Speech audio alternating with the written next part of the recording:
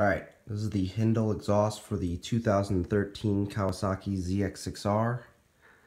Was working on getting the parts out, setting everything up for the install. Then grabbed the link pipe here, and there's the where it's supposed to link up, as obvious by the two notches where the springs would go. I go to link it up. This is kind of hard to do with just one hand, but no matter which way I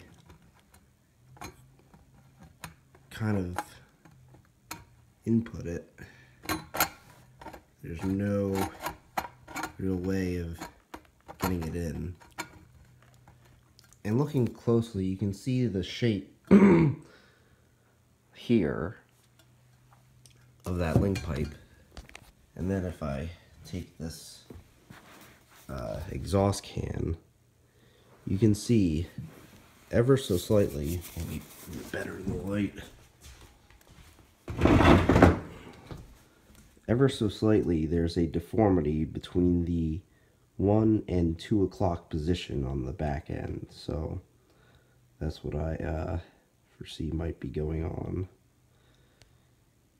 And this wasn't dropped or anything. You can see, based upon all the edges, it's fine. It's a great looking can, in my opinion, but it's unfortunate that the install was halted so quickly.